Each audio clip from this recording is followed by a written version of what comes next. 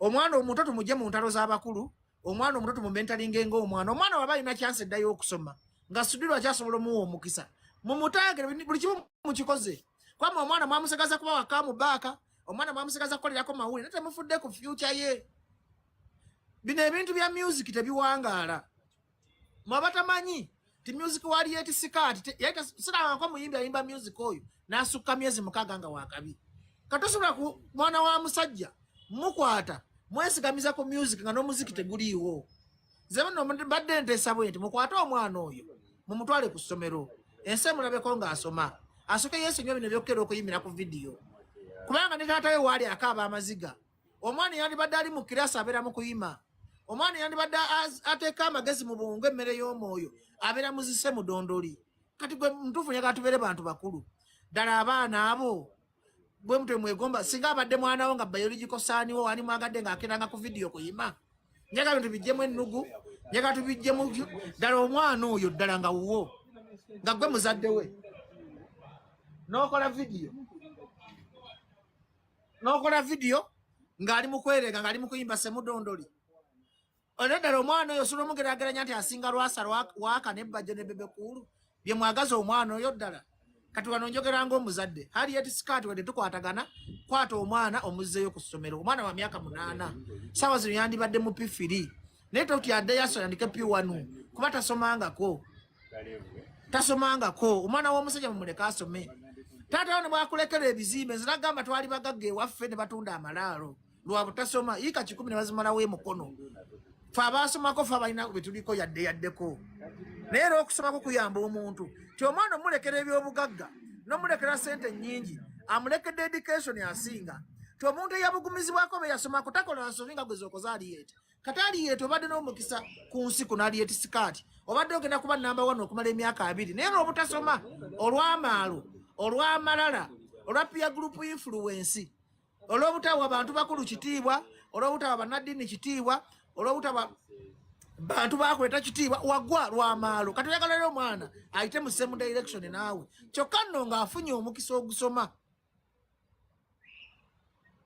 zitali mwana wange atasoma gwe manyi nti mpalira ne bamulekwa mwabagamba kulo zenna abaana mugende Nakasongola mugende Mubende mugende Jinja nze buli district mpereramu abaana nga muvuddeko no science wamwe gwe mulinako obuwunga ekyo ekikazi kyali kiyisawo diversion zaakyo nakutundirako bizigo byakyo era mwana be bwakoma kati nze ndi musajja muzadde mperera n'abaana besimanyi kati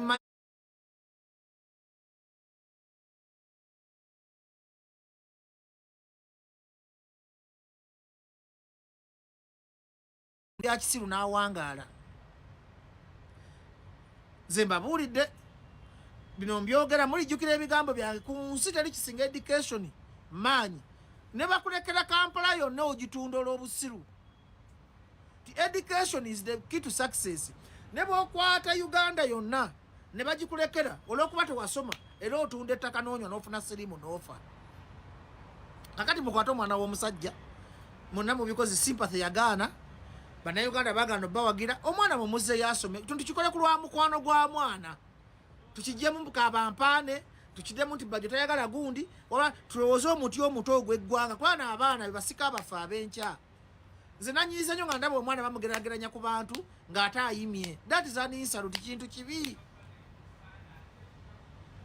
kintu kibi omwana omukwata vidiyo ng'ayimye kiraga kifaananyi ky'abaana bamugoberera kiraga nti museegu naye yandibadde awulira sympathy amuwulyako sympathy kati katamye butami bantu eyo vidiyo gye mwakoze mugisangule eyo mbi basobola n'okubasiba tosobola kukwata mwana wa muno ng'ayimye ng'asongoza akasolo mu mpale ng'ayimba semudondoli ekyo kibi mujja kwogera byonna bye mwagala okwogera naye kati ndi munnayuganda ayagala eggwanga lyange nze ebintu ebibamu okulwanirira eggwanga sibiteekamu sayidi ya byabufuzi era mbadde ku leediyo ne mbaga tewali asinga Kamiliyoni kuyimba wadde sikwatagana naye naye Kamiliyoni muyimbi byonna mbibanyonyodde ne mbagaza amazima ng'ogeranga bwe gali nze kiba kyakwogera amazima nange kennyini neeyogerako amazima olaba okumanya njogera amazima nange kennyini neeyogerako amazima kuba nze bantonda kwogera amazima mukwate omwana addeyo asome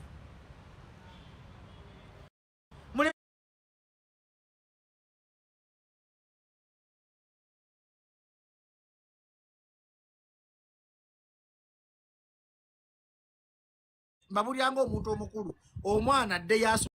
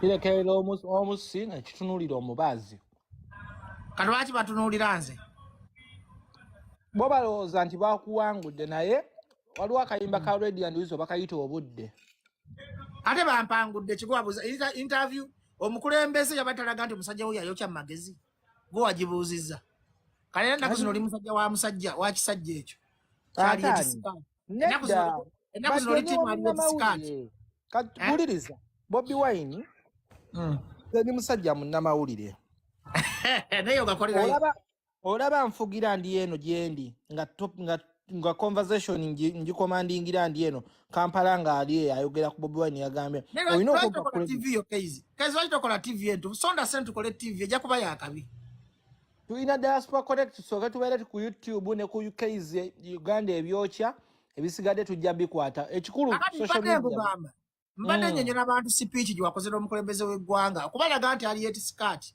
babuloga baleme gitwala nga n'achievement kaizi bwenzija nongamba nti wetaaga nti buli muntu yeetaaga chance kitegeeza omuntu yeetaaga chance ye muntu aba yayokya naye bamufuja ku interpretinga message y'omukulembeze obulungi baze mu kuvuma ffe kati nga lwaki sibawa mmere yaabwe n'okubayigiriza kimukulembeze kyabadde ategeeza nakoze bubi nedda naye nange mbadde njagala bulijjo okubuuza luli lwe wali ogenda ku tayiri tewagenda ize gwe basala emyaka 2 oli musiru kaizi ati kubanga ndafukako naawe nzijukira ng'olinga omutayiri tetwanabanga ffenna twakalaba wadde si kanene nnyo nange ninga eyakalaba olabako ekikuta anti nange kyenneebuuza naashigula ajjawo ebigambo ebyo kaizi oli musiru twanaba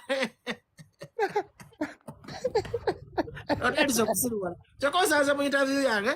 Otandise ebyo abantu byebuuzo bye baagala owulira. Keizo oli musiru totegeera. Kati gwe badde muwala baki? Ojjukira twali ejjinja ng'ogenda kwagala kali akawala ka leediyo. N'ogenda okufuuka. Akeizo kakazi. Ekaloli kisiru. Kyokosanze mwoyo nsomesa by'amagezi leta byabikuta. Nakeizo otegeera bulungi. Naye gwokimanyi Nashigulo ani ali musonyiwa. Bajjo ojjukira bye nagamba luli eri nga tuli ku Serena. Nzijukizaamu. Tomanyize yasooka okukwata interview ye. Weerabidde. Eya Budumulasi. Nga yebeebaka na Budumulasi. Era ye yayigiriza Budumulasi. Naye Keizi nagamba siberangako mulaavu.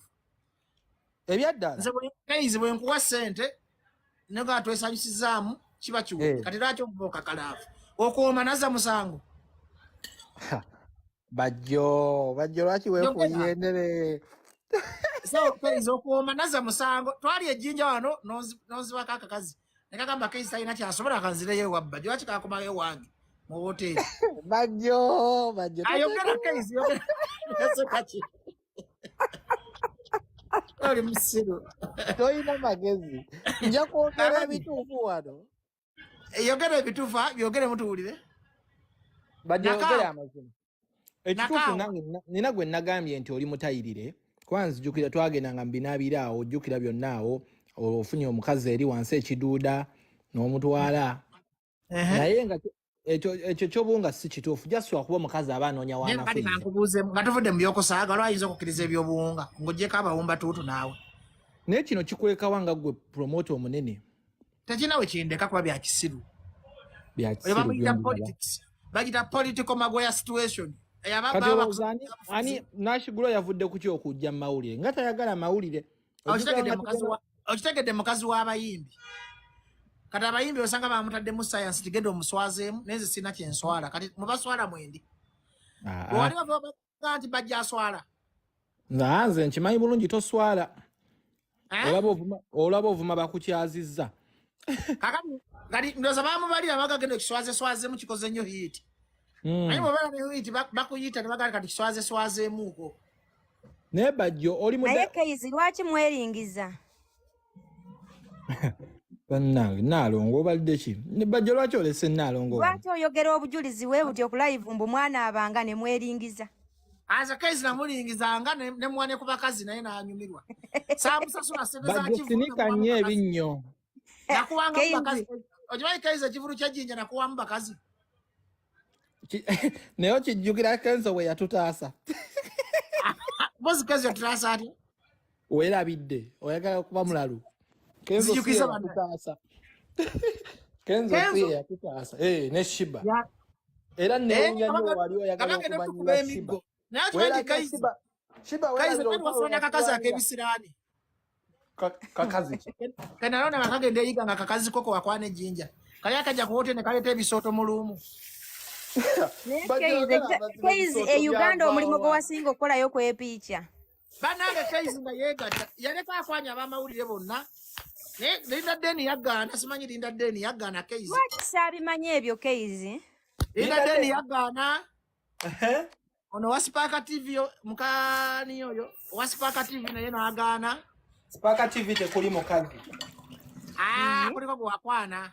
Kuliko gwe wakwana n'agaana Keizi. Zikakaizi nkumanyi. Bajja abantu bagamba Keizi ayagala okwegatta bannange. Twagenda ejjinja ne muwa. Saakimanyako era singa nakimanyako nze nali maama wa Keizi amubuulirira. Banango naye kina mwagalako yeekebeza namuwa obukebera lwakati yagulanga bwa 2,000 nga bwakebeza. Munnanga alina bwe yakwerabira kirabika omwana oyo namutuuza nga bayomba n'essuuna omwana nanneewaggulako. N'agaana Keizi yali yeegatta twagenda ejjinja yonna ssente twasasulamu loogi abandikomyewo ekampala n'essente yakomerawo ku loole. Ne kale weegatta n'okomerawo ku loole mu Kampala.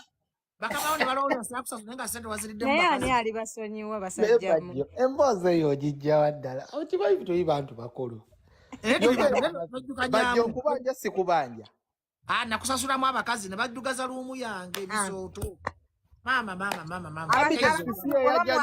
Mu mugeto. Taxi si eyajja n'omukazi. Abitex yajja mukazi olimba. Yajja nani lwaki omuwolereza? Abitex tabana bakazi mumuwaayiriza. Owaayiriza Abitex. Sekawere omulamba. Tabana bakazi Abitex omuwaayiriza. Tabana bakazi mu bivvulu omuwaayiriza naye lwaki Abitex mu kivulu abanyinti abakazi bakuba ebisiraani mu bivvulu. Bajjo kankubuuze kugwe na Abitex ani Sekawere obudde buno? Choka Abitex Sekawere mbadde sikimanyi lumpe. Oli muyaye nkwesonyiwe. Nega lumpe nebulayo kyakolerayo olugambo. Kirano amaso Abitex mu Sekawere. Iye. Omwana oba ali myezi 9 oba 8. Byogero bitegera keizi. Gwe kiki otamanyi? Sigwe yankuja nokungambira nti no Abitex ade bamulekedde omwana mu ddwaliro. Sigwe. Oli musiru tonsibaako bigambo. Oyigo kuwayiriza. Oyuka sigwe. Layira okufira ku nnyonyi ng'okomawo e Uganda. Alayira kyogere layira okufira ku nnyonyi ng'okomawo e Uganda. Bajjo kati tugende mu maaso. Lwaki osala ku bigambo? Okimanyi oyo omusajja akuzaala gw'osalako ebigambo. Nze nzaala manyi gyali. Sebo oyo musajja akuzaala musajja mukulu. Yiga okuwa abantu ekitiibwa keizi. Musajja mukulu akuzaala oli mwana muto. Senga bw'obyogera senga bw'obikola mbu yiga owa abantu ekitiibwa. Okimanyi senga ensi eri wali. Keizi si abantu kitiibwa. Ensi nga nkambwe Bajjo naye Bajjo abantu bakwagala. Banjagala bampaaki. Tunga abantu kunjagala. Tobaagala. Nze ndi mukola mulimu gwange genda mu ggulu wa Katonda. Mu ggulu okimanyi oki? Oyina yaani? Nze nogenda okulaba Katonda. Okimanyi oki? Oyina yaani? Ojukira twakola ekirooto Katonda. Twakola ekirooto ky'eggulu naawe keizi. Nkijjukira. Video yange kyagina ekirooto ky'eggulu ndi mu kulaba nga ngenda mu ggulu. Osange yaani nani? Nsange y'abantu kati kimanyi padde bitama yali mukwano gwange gyali. Paulo Kafeero, Amani Basudde, Aliet Kisaache, Moze Radio bonna mikwano gyange gyagenda. Kati ndi mukulongosa makubo gange kyova saagala ntalo era sibeera nnyo mu ntalo. Nze neesonyiwa entalo. Saagala ntalo Katonda kumbuuza lwaki wawalananga nnyo abantu. Kati lwaki ali enskin tomwesonyiwa? Ali alina bino ebisirusiru bikunga kati lwaki kano akavubuka kano akayiika endusu kakunga bwe kajjanga kantankula ngamba kuba. Obukunga bwe busudde Aliet sikaati nti yeetooloddwa obugwagwa. Obutategeera obwasame obutasobola ku reasoninga beyond the margin of their brains. Kati buli weweetwa temumanyi nti nze amwe one man army amwe senior in this game. You are professor.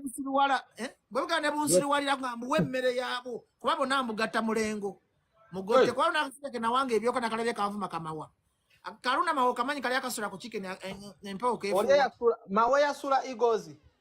Sawa nakali awo kavuma mubajja ina ekikuta nokatunulira kamasiikiri nogane Katonda wange guys toyambanga ensi kyokanga oli kakusanga kusaba ekyokulya ne kagenda kukugunde kaka bajja ina ekikuta simanyi talabirira kyokanga no wako nali ntoddeko school fees ku mwana wako ko kanyini kama nali nkawerereddeko omwana naye katunula mu kamera kerabira ebirungi byokakoledde nze buli muntu avuma ku nsi nali muyambyeko nokatunulira kasula mpewo kakusanga kakusabiriza chai nokawa nokatulira school fees z'omwana wako nako nekajja mawa wali omuwereddeko ku mwana mawa abaana be bali Kampala nagane from musala gwa close from buza makolo kavuma nze buli muntu avuma nali muyambyeko sawa kagenda kule bati tawerera baana simanyi bakaloza omukazi alina sente tikabayita omukazi ali blast obaka bakegule ngejekebaka ku bikazi ebikadinoza kegula omukazi akayita netagaba sente kaizi tovanga mu kyaliwe teka eri kufuga aliza nembere mbi jinayitamu nabo bakasuku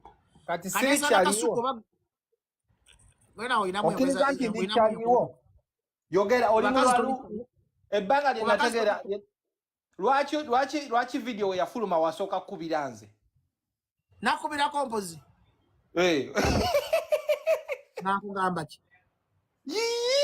wankubira nenkugamba kakkana ez'abakazi ziggwa mangu era tomuddamu mu kamera kyokka ku Mande n'okola interview kati gw'oli muntu kikaaki ate bagambye ntegeera nnyo omukazi tebamuwangulira mu kamera naye tokiwulira bamuwangulira mu buliri oyina omanyi toyinza muwangulira mu kamera kuba mugenda kuddingane agenda kukomawo mu ddingane era mwepiiki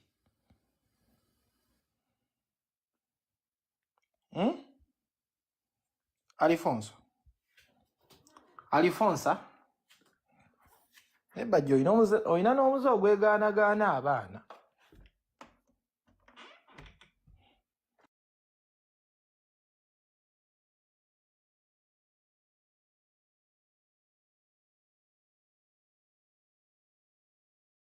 Alifonso.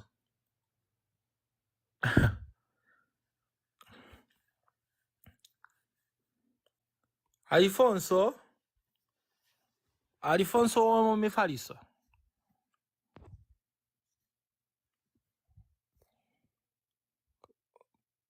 Yeewambye.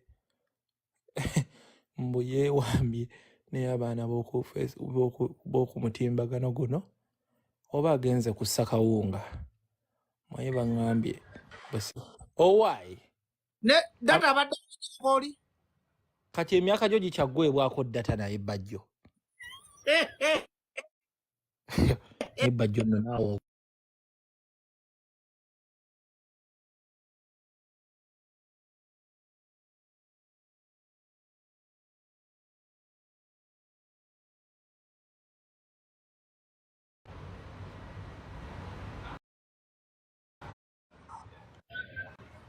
Emyaka gyo gikyaggwebwako data. Ebadde network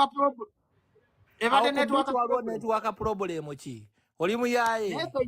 Kanzi njagala obulira abantu bana abakulaba. Ebbanga liwevunikidde ku bakazi wali bafunye emuki. Nga bwe nakwevuunika koddi. Ejinja wevunika ku bananga ndaba. Bajjo kibaja oyina ekizibu kimu Bajjo. Byoyogera ate nsemanyi muntu mulala. Ate fe tufe bakyalibo tumanyi mulala. Kati lwaki wali onyigidde bakasuku? Bakasuku bakola ki? Kasuku namunyigira ate gwe agambye wali ofunye obutaka. Bateka bwensanga kasuku ng'ayina ekizibu nsoka kuwolereza kasuku. Mbadde kulaga abantu abatamanyi mikwante kali kamawa kenyamba n'empa ekyokulya. N'okasanga n'okaba n'esukulu fees z'omwana. Kasobola okutula mu kamera ne kakuvuma. Kali ak'embuzi mu kati. Naye kali zisobola kusanga kasuku ng'akoze ensobi yagwe kweizi nesikubeererawo. Bajjo kati ogenda kumatiza otya abantu nti oli mutayirire? Wakiri kuba akafaananyi? Naye kye tubatukola lwaki tubalagaako live kuno? Naye kikole kwezi. Bajjo sebo. Nedda sebo ndi musajja mukulu tokola bintu ebyo. Mmali akikola tubalage tubalabe. Kati abalongo tubannyonnyole ki? Naye Bajjo okwegaana abaana muzeego nagwo. Abalongo nabo nabeegaana. Ojjukira nti wali wasooka beegaana. Abalongo. Paka nabeegaana nti abalongo. Naye ogwo omuze nkimanyi gy'ogujja wali mu Lwera. Mu Lwera wa? Olwera lwawa? Omusajja w'omu Lwera nga yeegaana abaana. Omusajja wa Lwera yaluwa? Owakakofiira. Ewa naye omusajja omwesibako yo bannange. Banaye weesiba ku musajja oyo. Kaizoji weesiba ku musajja.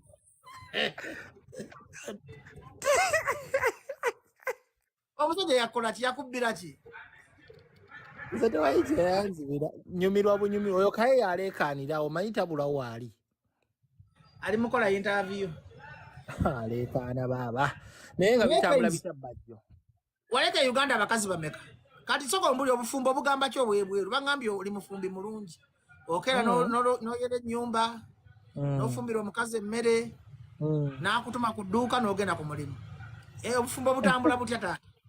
Bajjo eno teriyo dduuka muganda wange okyalina bingi ebyoyiga. Omanye mumutayitayirirwa. Ero teriyo dduuka. Mu Amerika teri dduuka. Abandi mu Amerika mumbuli. Wali amaduuka oba teri maduuka? Teri dduuka. Mbuno akaddu simanyi ekibiriiti kiweddewo dduuka wali. Tekiriyo. Naye kakati bano abagamba naye kayizikanyimira ndage ku bantu bano. Amazima gennyini kambala. Bajjo naawe. Bajjo nzija mu vidiyo yo bambi. Lwaki banatusonga bamulina ekikuta? Lwaki banangira ekikuta? Naye nga Bajjo omukazi oyo okimanyi wamwagala emyaka nga 2-3. Emyaka 2 nga mwagala nti. Eri yali business. Twali mu deal. Bajjo nedda sebo. Wagenda omukazi oyo wali waggulu mu loogi ya wali. Loogi yawa. Bajjo obadde ki? Ng'ewa muliifu awo temwasulawo.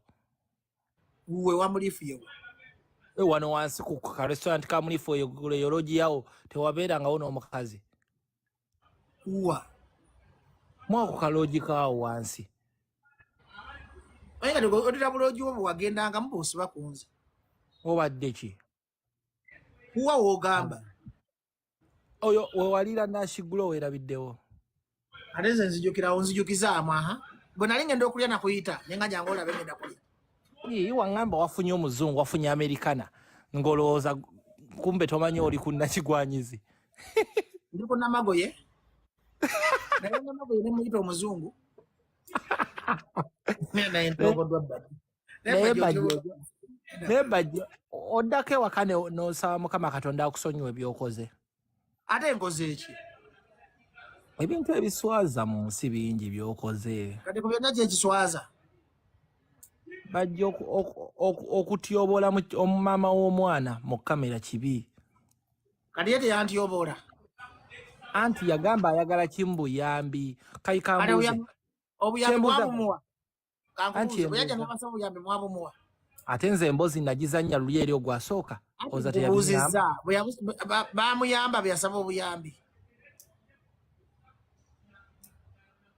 ate baŋŋambye yakubidde essimu ne mukwatagana nga tukwatagana ku ki yankubira ddi essimu bajjo kati kankubuuza omwana wuwo si wuwo ate mmanyi sinamukola dna bwe ndifuna chance mukola dna ndimukola dna oyo omwana teyaliwo tebaatukubirako essimu nga mulwadde n'osindika ssente nina abaana bangi ndowooza gojjukira mulala oyo simujjukira kumusindikira ssente wala eri nakigulo naawe obadde ki nga ate kati omuntu g'osindikira ssente z'omwana tajja ate nagata omuwa buyambi anti nange kyenneebuuza weerabidde wamugamba ejja ku MTN nzijjukira bulungi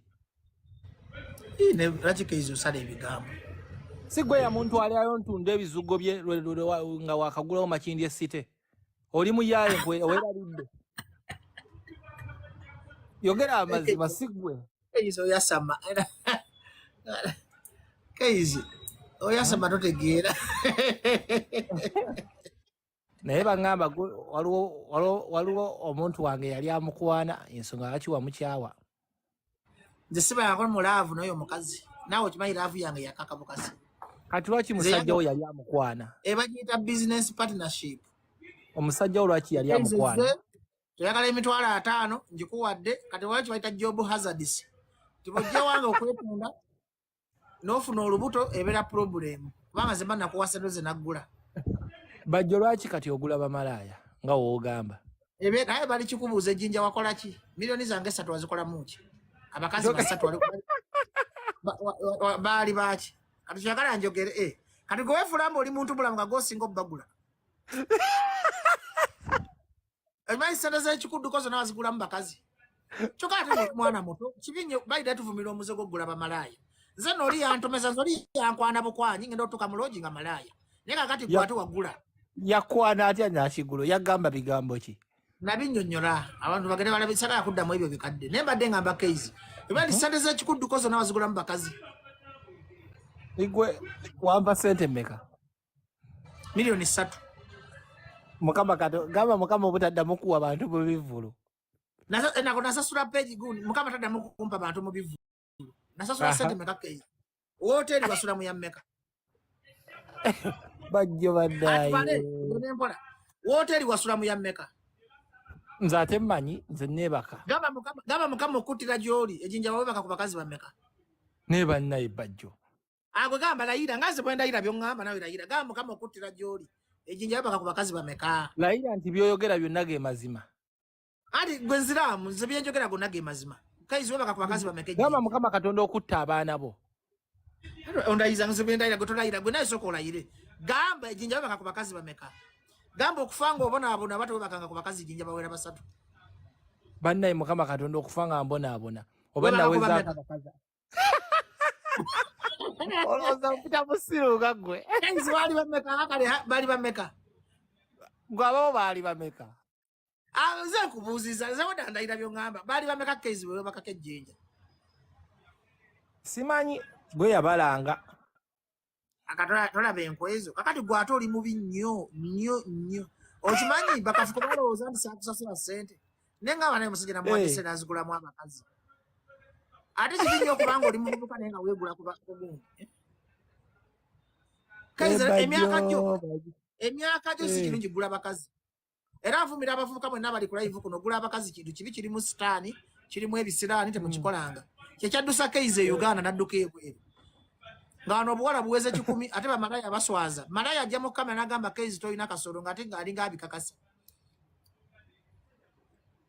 abandi Kaiza wawona Bajjo ati watulekera Betty nze mbadde njagala oteke okakube ku ngulu Kaiza Betty wamulekera Betty wamulekera ani nzejera namukulekera mbadde naye wali omwagala nkwasa obusika ku live namulekera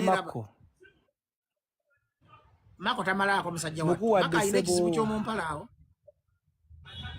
omukunza na Mako muwaddani kanda bani ali mukwano go Maka ina buzibu ki Maka ine kisibu mumpalaawo yakola ki munenga muwo mukazi yakomawo katanga ayagala kunkuba mpi Mako mubinnyo mbuti ki yese sabu yese Mako nga wama tayina kyasobola ku nsi kuno yetaka kulya bogoya ebyaddala amazima ge baba olaba naye wakuba omuwabuzi w'omukulembeze nekati bituufu ebyo toli musiro bakusirwalira ku bantu bakulaba wano abantu bangi abali kuno bakusirwala Kaiza tewakikola Kaiza oli zondo Laira okufanga okuma bacha kituufu ekyomukulembeze gwonsibako ate fe Kabwino twakajjanga ntinda ntina nga baga ekyo ekisajja ky'entinde ekyagwa eddalu kalodi ku kisajja ekifere oli musiba naye bajja okimanyi Bajjo oli muyaye nnyo buli koodi ogimanyi nkugamba bugambi kifo n'otegeera ate mulimu gwa Balamu ogw'omutwe kuwaayiriza ate no Balamu n'afuna chance ekwata enkoko nga teri abalaba agikwata okimanyi Balamu ne bamusibira mu nnyumba n'enkoko agikwata ayina amaddu mama Balamu ayina amaddu omutestinga omusibe n'embaata mu nnyumba nga teri alaba otege kamera olabe wamulabira nawe namuwa n'akoma mu bisambi naye Bajjo oba ebigambo ebyo bijjawa abaana bo bwe banaakula ne balaba ebintu bino ati ze nkubulya kati Kaiza nawe Kaiza nkuwaayiriza ejjinja nkuwaayiriza tewagula abakazi 3 tompaayiriza olimbye bulimbi naye Kaiza ejjinja baka ku bakazi njagala tumale live eno ng'olayira ejjinja walina abakazi bameka era ogamba abantu Bajjo yasasula ssente zange ez'ekikudduko n'asasulira mu loogi emmere ne wooteri zaggwera mu loogi kulya wasasula ssente mmeka gwe gamba nyagagamba nti Bajjo yampa ssente nazigula mu bakazi nkute lwaki kayigwe tosala kikuta ekikuta ongambi wakiraba nga tekiriiko kati nsala ekitwe kyoyita ekikuta ne Bajjo gweyali agenda obeera omubaka wennakawa ati baali bagenda kufuna honorable ali updated ate zinembera mukulembeze mbawakabi kuba mbanjogera byamazima oba oyogera byamazima naye kati olina nteekateeka kyeraba nti nno at least ova mu bintu ebyo byonna ebyokwereekaanyaleekaanya kwasamayasama wano wali ana kati oli wano oyasama gwe atabyagala nga oyasama nange kati anti munaye twakumanyiira naye olina nteekateeka ki kati ngamba gwe olina nteekateeka ki ebivaamu sebo ondabanga wakko wakate kati yaliko naye erese kati okimanyi gwe bakutwalanga eyafa kati wakko ayigidde ddala ono job training wakabi yayigira ku mulimu yayigira ku mulimu nga Balubu nedda wako musajja wange muleke wako musajja kimu busiru manyi wako yalizoninga nnyo mugezi wako kyomusingako busiru kwogera bitakwatagana ate Kaiza oluzungu lwakulema olinga nze olimba ki tongegeraageranyaako tonnegeraageranyaako naawe gwalekayo ne fiizi w'oku ssomero Kaiza tosobola luzungu tosobola kwogera ddakiika 5 mu luzungu tutandike nze kulinako obuzibu tandika anti you start tell me Kaiza Compare and contrast to Uganda's situation before 2026. Uganda's situation is worsening. I've said compare and contrast Uganda's situation before 2026. Uganda's or Uganda's? Ugandan situation. In which capacity? Economically, politically, and socially. Economically, it is worsening. There is a lot of inflation. Socially, they don't say there is a lot of inflation. Is not a lot. We face inflation as a country. As you, Bajjo, how do you understand? This is where a country's currency loses or diminishes its value. Let us say like in Zimbabwe, when you want to buy one bread, you go with the full wheelbarrow of dollars. So of dollars, which dollars? The value for money depreciates. At what percentage has it depreciated? According to our national gross domestic product, GDP, State House's budget is bigger than the national budget. Okay.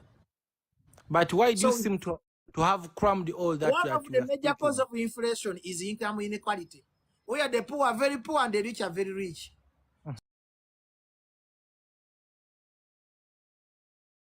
So our major problem in Uganda, we face the problem of corruption and tribalism. That money flows in different tribes, but not in all tribes. Okay. Okay. Yes, sir. So in most, do you know what determines here demand in Uganda? I don't even tell me. Our production level is not improved. We find ourselves that the cost of living affects the cost of standard of living. Okay. What do you mean by that? The standard of living for Ugandans is high, which decreases the cost, the cost of living. Okay. Okay. Bajjo, tell us about the tribalism and nepotism in Uganda. Tribalism, this is why you find different tribes enjoying the resources. Okay. Tribalism, this is where services which are in Western Uganda, they are not in Karamoja. This is why you find each office is occupied by one tribe. Tribalism, this is where the government does not consider specialization or technical know-how, but considers technical know-how. What is nepotism? Our major problem in Uganda. What is nepotism?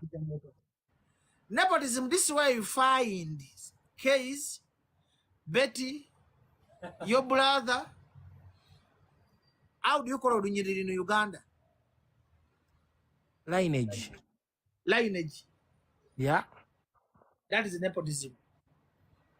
So how has it affected the Ugandans? Nepotism has affected us that you find the president, commander-in-chief, his son is the advisor, the mother is the minister of education, the Moko is the advisor. So money land is in one family. So, Bajjo, what do you think should be done to end such acts? Ugandans must rise and wake up, and they should fight. Must rise or raise? They should rise and wake up. So we have to create. We have to bring people's government. And this is what I'm trying to mean. We need a civilian government. Civilian government. We need to restore our democracy back to people. Power must belong to people. Okay. So it must not belong to the guns, but it must belong to people. So that's why we are trying to educate and sensitize you that case you better join the struggle. Before joining the struggle, nothing will change. And Ugandans, they must fight for themselves. But you are part of the struggle. But apart from shouting and dropping your saliva here and there, what practical thing do you do for the struggle? Let me remind you, during lockdown, I demonstrated about food. I was one person who demonstrated to Uganda courts of law, seeking for injustice for other people. I got my mattress. I slept in the courts of law to see that you have to pay these people who in different cases. I've been arrested many times because of this struggle. I have been helping people. Okay? But of late, even me coming here, I teach the nation. I'm sensitizing you. But a man of your caliber, your baby mama comes out and alleges that you don't take care of the baby. Yet you are saying that you are fighting for a better country. Why don't you first clean your house before you clean the country? Guys, you know me very well. I pay school fees for my kids. I told you earlier, I informed you earlier, it was a business. When I find you selling yourself and we negotiate money and you experience different job hazards, it's not my mistake. Are you getting me? Yes. There is what we call losses in the business. Because when you start up a small shop, thieves come and take it away. Can you blame yourself that why have I started this shop? You can't blame no one, but Bajjo, at 34 years, what differentiates you from a lumpen or a thug or a clown? So what do you, according to your thinking capacity, how do you observe me? I mean, what differentiates you from a Bajjo goon? is a businessman. Yes. He employs like 100 employees.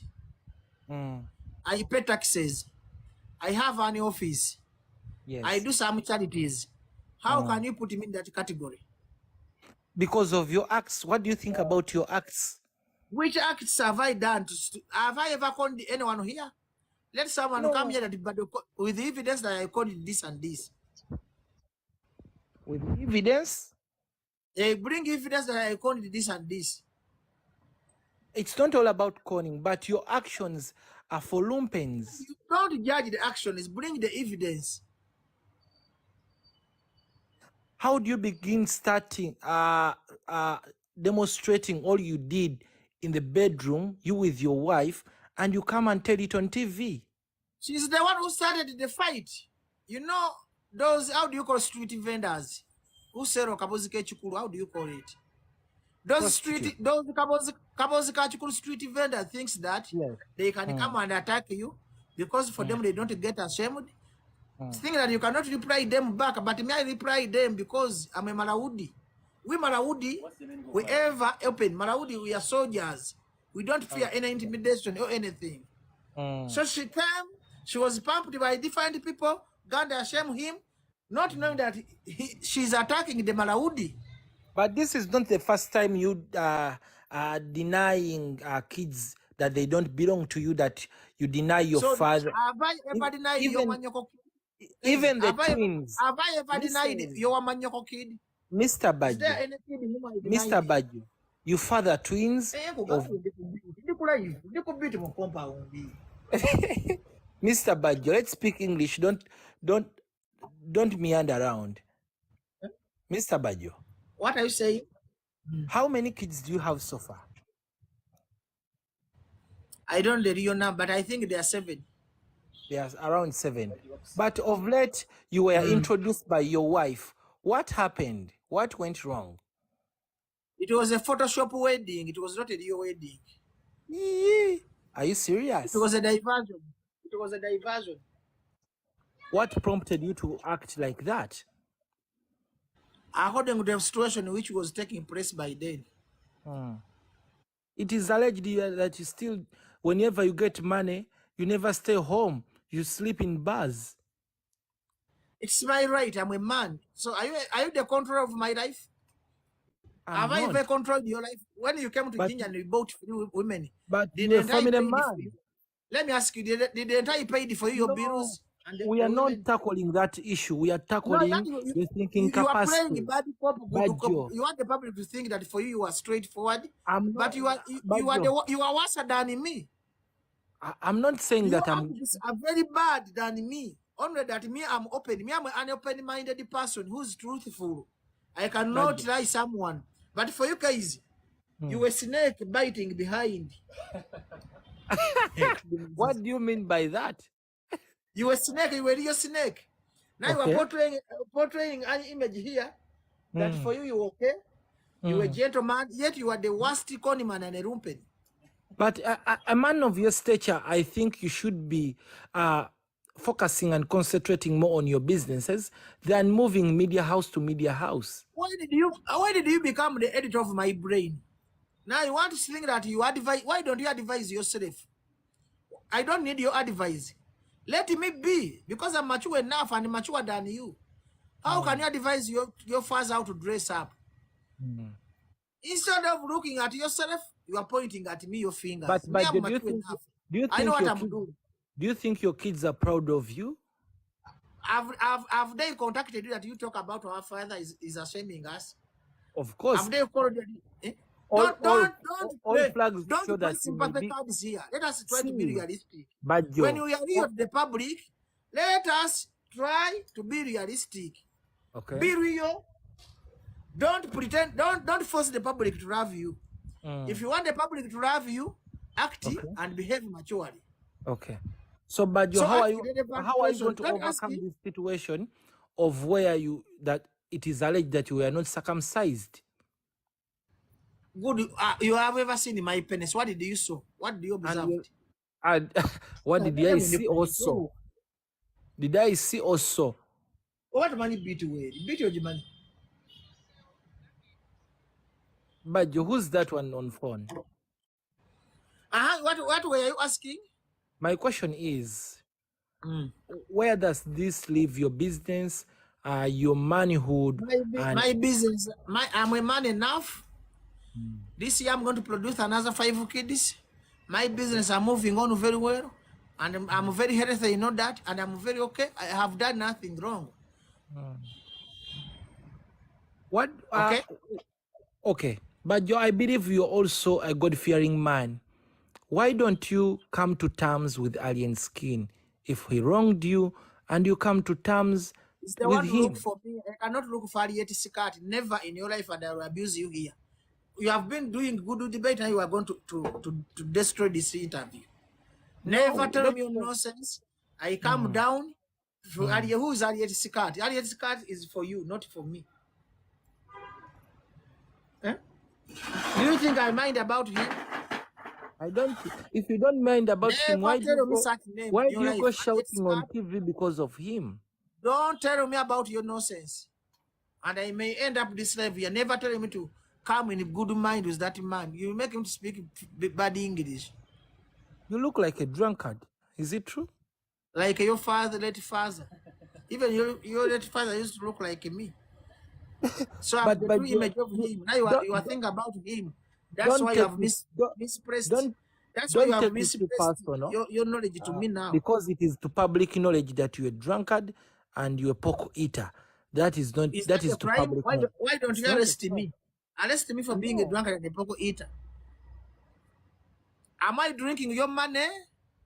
Am I eating your mother's money? Why am I eating your salary? Your sugar mommy's salary, the one she gives you. Am I eating your sugar mommy's salary?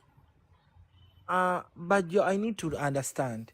Is it the man I'm drinking and eating? Is it for your salary? For your sugar? Yeah. By the how is your sugar mommy these days treating you? Please tell me. You are where? Would I saw you kissing her teeth? How what?